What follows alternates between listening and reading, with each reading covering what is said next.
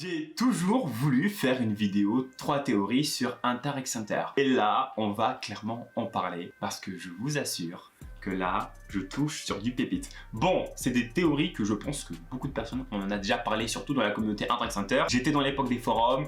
Ces mystères-là, ce sont vraiment les mystères qui nous tiennent le plus à cœur. J'ai envie de donner mes hypothèses par rapport à ça. Je vais spéculer, hein. Oh, parfois, il n'y aura pas vraiment de preuves. Mais ça sera mon délire de fanboy de Hunter x Hunter. Vous allez voir, on va partir loin. On va avoir des oppositions. On va avoir le plus grand antagoniste de Hunter x Hunter jamais créé. Peut-être que c'est vrai, peut-être que c'est faux. Mais je vous assure, oh, que ça va être Gucci, hein. Oh là là là là. Oh, oh, on commence tout de suite.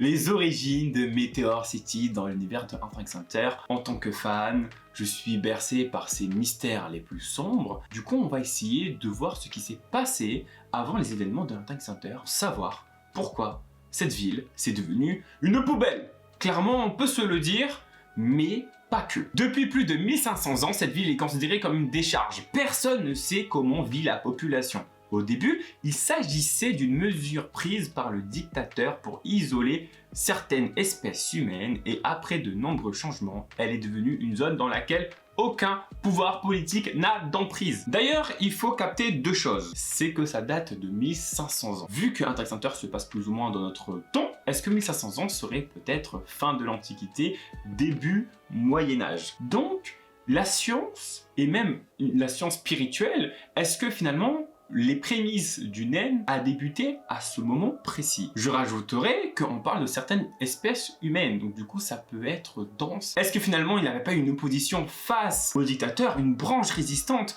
qui a voulu créer un monde plus ou moins égaux, un monde beaucoup plus cosmopolite, avec plusieurs espèces humaines ou même raciales, et là il a eu un combat sans fin, et finalement ils ont perdu, se retrouvent en minorité dans la ville de l'étoile filante. Et dans l'univers de Hunter x Hunter, on sait très bien, quand il y a un regroupement de personnes, il y a surtout un leader qui est de type spécialisation. Et franchement, je vais vous raconter une histoire qui s'est passée il y a longtemps dans l'univers de Hunter x Hunter.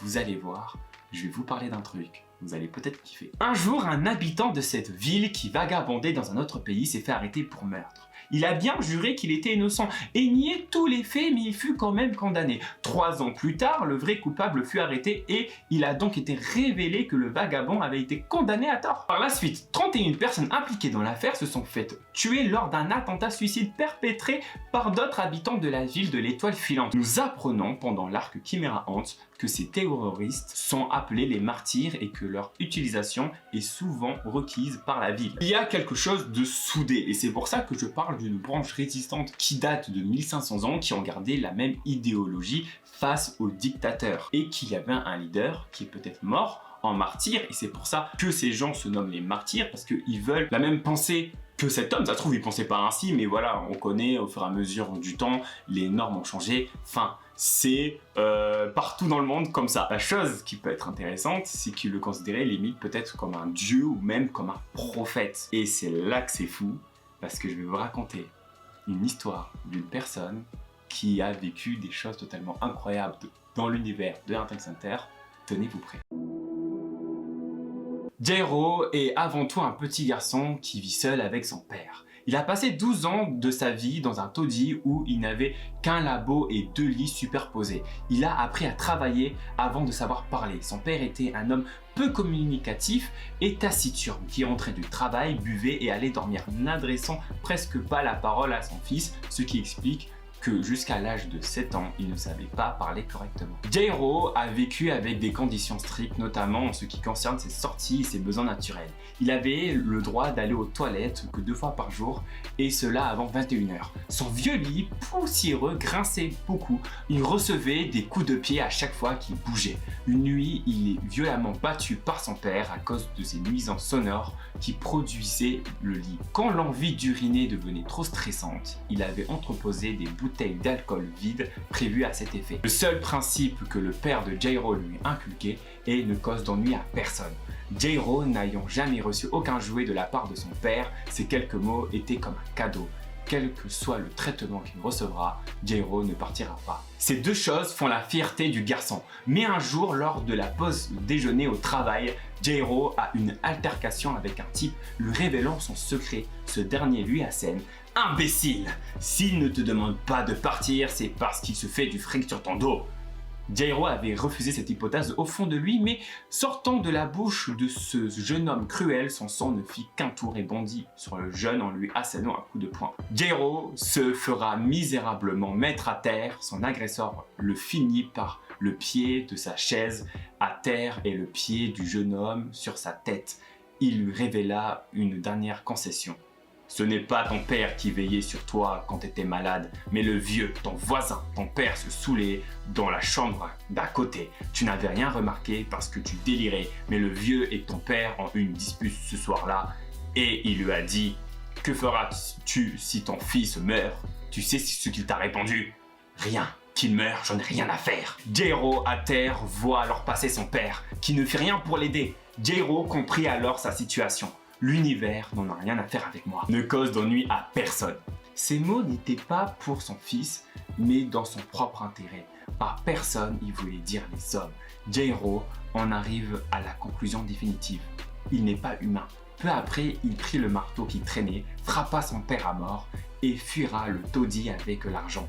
Il fondera NGL 9 ans après cette fuite, sous l'apparence d'un groupe d'écologistes. Il s'agit en fait de trafiquants de drogue de la Détroit. 9 ans plus tard, il en faisait un état et deviendra roi. L'histoire de Jairo est incroyable, dramatique, époustouflant, mais surtout, il deviendra roi et se fera bouffer par les fourmis chimères et ainsi il se réincarnera aussi en fourmi chimère, mais ce n'est pas tout, il se souvient absolument de tout ce qui s'est passé durant toute sa vie comparé aux autres fourmis chimères et c'est pour ça qu'il prend directement la direction pour aller à Meteor City où il veut créer son propre empire. Bon, ça c'est plus ou moins une hypothèse, mais si il va à Meteor City, ce n'est pas pour rien. Surtout qu'avant il était roi, je pense qu'il veut devenir roi ou plus encore. Et là, vous captez le délire. Je trouve que son histoire ramène plus ou moins à un espèce d'apothéose et ensuite il meurt et puis il se réincarne. Pourrait même à une allégorie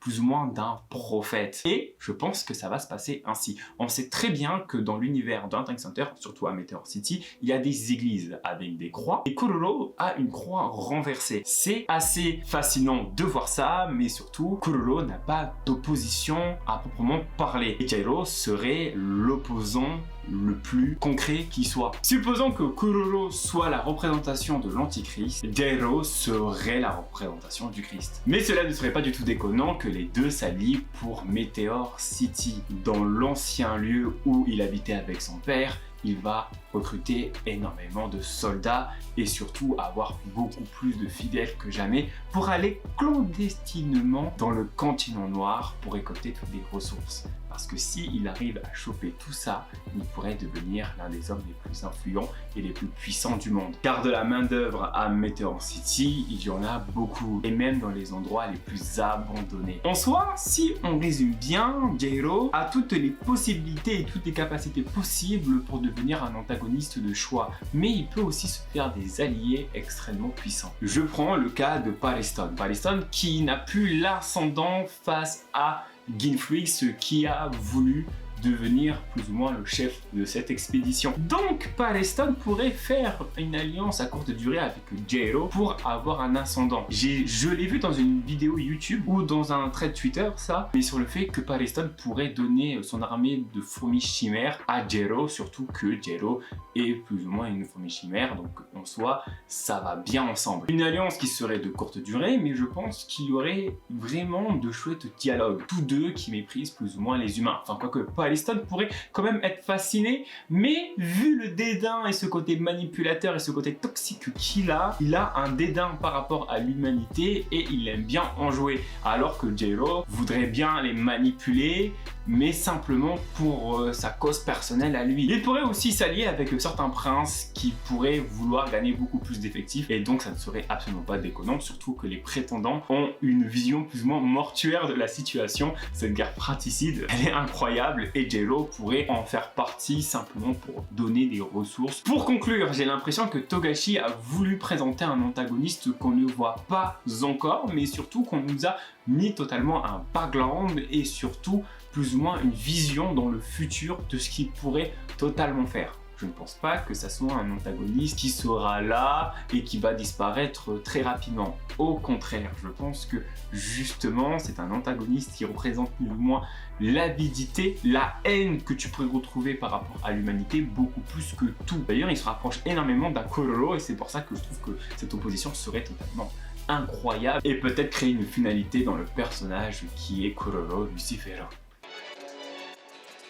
Il y a plus de 300 ans, Don Freaks voyagea seul dans le continent caché. Il explora notamment l'ensemble, la côte Mobius. Là-bas, il écrit un journal de bord composé de 2 tomes, Est et Ouest. Alors que le tome sur la partie Est est détenu par le V6, le tome Ouest n'a pas encore été découvert. Selon Don Freaks, il devrait avoir 3 raisons à cela. Il n'a pas encore été trouvé, il n'a jamais été écrit, cependant l'hypothèse la plus probable est que Don soit encore en train d'écrire sur la partie Ouest. Cela sous-entend qu'il soit toujours vivant. Sa longévité de 3 siècles serait due à la consommation du riz nourrisson d'extrême longue vie, alias l'herbe qui guérit tout. La famille Freaks est totalement mystérieuse, et ça on le sait. Mais par contre, il y a quelque chose qui est assez marrant. Gon, Don, il y a un lien. Je pense que Gon est la clé de tout ce récit. Et je pense que Jin n'a pas le puzzle manquant de toute cette affaire. On va parler de Gon. Gon, Don, j'ai l'impression que la partie Est du livre doit être écrite par Don Freaks et la deuxième partie doit écrire par Gon Freaks. De toute façon, Gon, c'est quelqu'un qui aime beaucoup voyager et aime beaucoup raconter ses récits. D'ailleurs, il fait que ça en fait. Il va d'un point A à un point B pour raconter tout ce qui s'est passé, tous ses périples par rapport à ça. Gon pourrait faire la même chose pour aller au continent noir. Mais pour l'instant, Gon n'a pas de naine. Ça, c'est qu'on a appris. Face à son serment rompu, il a perdu son naine et donc il va essayer de le retrouver. Bon, là, je vais pas trop spéculer parce que dans l'univers d'un Hunter x Hunter, tu peux le retrouver en faisant tout et n'importe quoi, bien sûr. Mais surtout, je pense que son naine va changer et il va devenir du type spécialisation. Il faut prendre en compte quelque chose de très important, c'est que pendant toute son aventure, beaucoup de gens se sont alliés à lui parce qu'il y a un fort charisme malgré sa naïveté. À partir de cela, si il dote un nouveau naine, la chose qui pourrait être assez fou, c'est que oui, son naine change et devient du type spécialisation. Et aller au continent noir avec du type de la spécialisation pourrait être une clé importante pour la suite du voyage. Je vais me répéter, mais quand tu es du type spécialisation, ça veut dire que tu es plus ou moins un leader né, un homme charismatique. Des gens qui peuvent te suivre. Gon, je pense qu'il est de cette nature-là. Et dans le continent noir, vu que c'est une conquête à prendre des territoires et compagnie, être de la spécialisation, c'est quelque chose de crucial pour pouvoir te bâtir. Mais surtout, tu vas avoir de la rivalité. Je pense qu'il y a un mystère qui n'a jamais été introduit dans l'univers de Hunter x Hunter, et ça se trouve, des gens l'ont déjà dit, donc ça c'est pas si grave que ça. Quand 2 personnes de la spécialisation se rencontrent, il peut avoir un conflit. Sauf s'il y a quelqu'un qui est nettement supérieur. Par exemple, Pitou Meruem. On sait qu'il y a eu une fraction entre les deux, une toute minuscule en vrai, mais les deux sont de la spécialisation et je pense que ce n'est pas déconnant. Pakunadad était de type spécialisation, mais face à Kororo où elle le vénérait totalement, il n'y avait pas vraiment de tension entre les deux. Mais par contre, elle n'a pas accepté toutes les règles de Kurapika, et vu qu'à ce moment précis, il était du type spécialisation, ça sonne juste. Gon serait sûrement du type spécialisation après avoir retrouvé son naine avec toute nouvelle capacité, c'est pour ça que ça prendra beaucoup plus de temps pour que Gon soit réintroduit dans l'arc du continent noir. Et avec sa propre peut-être expédition et ses alliés qui va se faire, et même peut-être le retour de Leorio, Kurapika et compagnie, ils vont peut-être devoir affronter d'autres ennemis à part les créatures du continent, mais par exemple Jairo, ou même Pariston, ou même le roi qui a le pouvoir de Diabolo dans Jojo's Bizarre Adventure. Bref, c'est pour ça que Hunter x Hunter, je trouve que c'est absolument incroyable, parce que tu peux faire 1 milliard de théories. Franchement, dites-moi en commentaire, est-ce que ce type de vidéo vous a plu? J'ai essayé d'un peu de narrer la chose, de vous raconter beaucoup de choses. Avec Hunter x Hunter, tu peux parler pendant des heures et des heures. Je suis un peu fatigué, je pense que ça se voit un peu. J'espère que vous avez kiffé cette vidéo. Moi, j'ai absolument kiffé. Je pense que ce n'est pas fini d'en parler de cette œuvre qui me tient énormément à cœur. Je vous dis à la prochaine, prenez soin de vous, c'est tellement important. Prenez soin de vos proches et compagnie. Je vous dis à la prochaine pour d'autres aventures. Salut!